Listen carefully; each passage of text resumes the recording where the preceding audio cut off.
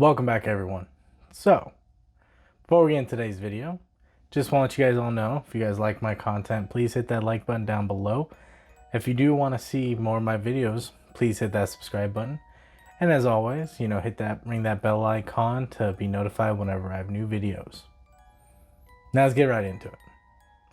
So you bought the Undead Unleashed Precon for Innistrad Midnight Hunt. You really like the deck, which is super solid. Of all the out of the two precons, is probably, in my opinion, out of the box, probably the strongest. But you want to upgrade it, right? But you don't have a lot of money to upgrade it. So what we're gonna go over today is about 20 cards that I've taken out of the list and put 20 cards in, and you can pick up all these cards for under $50. So again, another little budget upgrade. Just if you're trying to keep it within a budget. I have my list here of cards that I did take out, as well as cards I am adding in. So I'm going to grab my glasses here. I was looking for those. I'll be able to kind of read this off to you guys, let you guys know the cards I took out. And we're going to go over the cards that I put in to, tell you also how the deck's going to win now. Now, I did take out about 4 lands. I don't think the deck needs 40 lands. You're a very decent mana curve. Probably the biggest thing you have there is the 6-drop. A lot of 2s and 3s. So as long as you're hitting your mana, on by turn 3, turn 4, you should be fairly solid. Now, I did also build the deck around the face commander card. So I did cut the secondary commander in it. Now, we're just going to tell you what the face commander does. I don't remember his name off the top of my head. The card's going to be right there. So what he does basically is whenever a zombie you control dies, if it does not have decay, you create a 2/2 zombie creature token with decay. And then I believe he also has like a card draw thing stapled onto him, but we're really going to focus on the, creating more zombies part and zombies dying part, because that's what, one of the strongest things that zombies do is sacrifice and recur from the graveyard very well. Let's get on into it. I'm just going to put my glasses on here so I can go ahead and read this to you. So, taking out Butcher Malakir, taking out Cleaver Scab, as well as Eater of Hope. The secondary commander, like I said. The Grave Spawn Sovereign. Havengul Runebinder. Hordewing Scab, Ruthless Deathwing, Shadowkin, and Undead Alchemist. So those are all the creatures that were removed from the list. I basically took out creatures that were either really high on mana cost or didn't really help the overall strategy, because we want to keep the strategy as synergistic and as cohesive as possible. So I took out the zombies that are more there for like flashing, like being very big flashy zombies, stuff like that. And I put in, zombies and creatures that really help with the list. Now, I also removed a couple of, in one instant, which is the Drown in Dreams. Again, I think there could be better instants or sorceries put in the list. And I do have a huge list of stuff that I added, and that's done very well.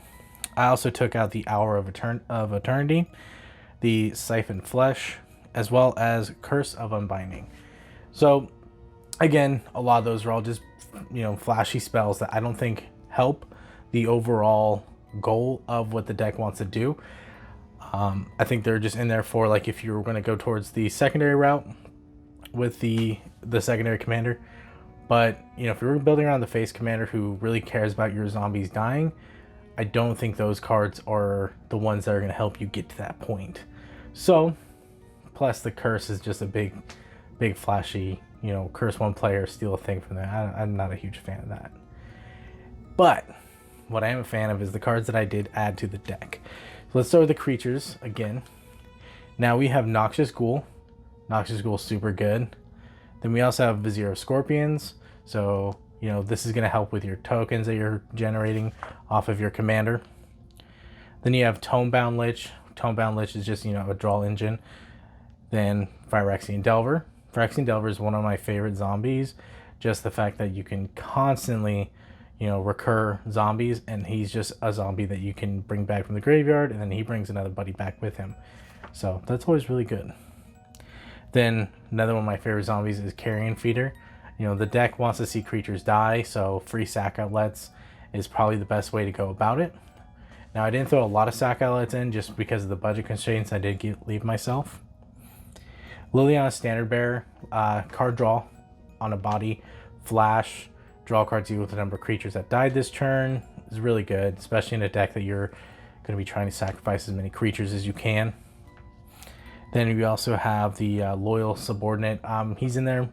He's a zombie. Makes does life loss effects, gains you a little life, so that's always really nice. Vengeful Dead, another old school zombie that does exactly what zombies want to do. Then we got a couple of other. We have a Master of the Dead, which Master of the Dead came out in the Modern Horizons 2. He's a zombie that recurs himself from the graveyard, so he can constantly be resacked over and over.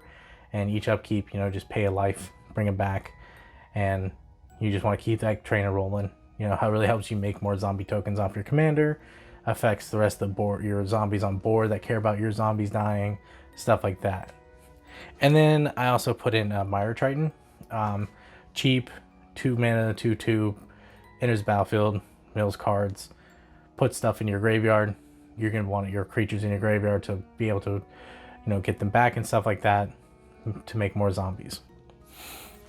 Now, the biggest change of the list was I added a lot of instants in this deck because the deck wants to be more, in my mind, more proactive than reactive, but a couple reactive spells is always good, especially if you're in blue. The fact that it didn't have any form of counter magic in there was a little weird for me. So I added some spells. First thing was Drown in the Lock. I think that's self-explanatory. Negate, Arcane Denial. Price of Fame is one of my favorite, removal spells. Just destroys creatures.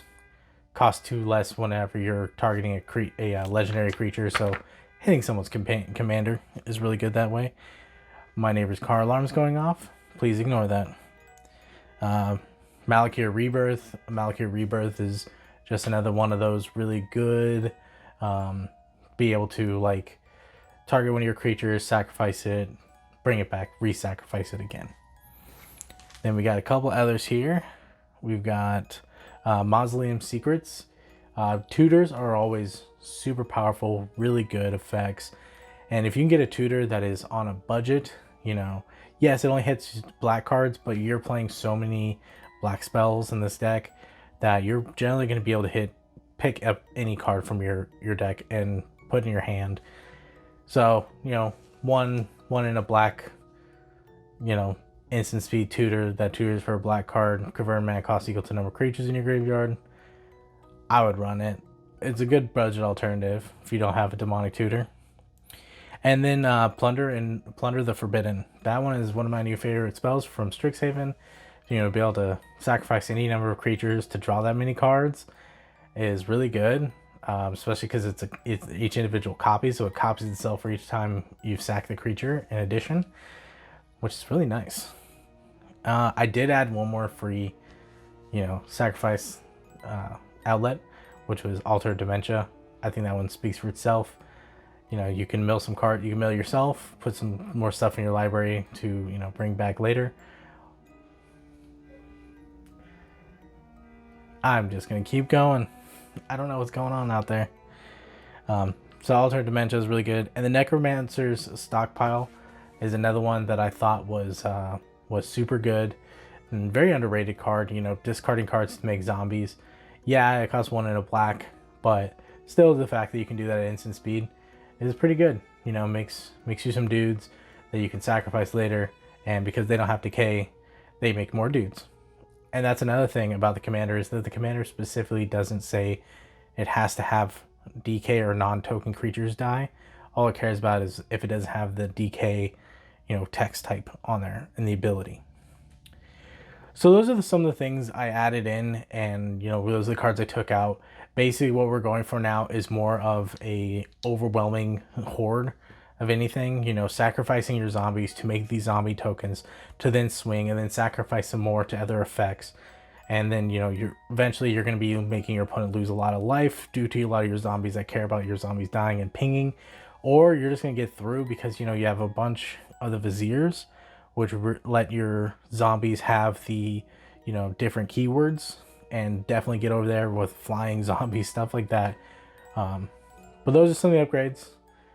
You know, I really think this deck is probably one of the better of the two precons, but I wanted to kind of push it a little bit further, really lean into the commander and what the commander is able to do. And I think we got there. We got there under $50. And as always, guys, if you let me know if there's any other, you know, precons you want me to look at, I'll look at the other precon as well, see what kind of cool upgrades we can make to it. As always, let me know down in the comment section below and play more games.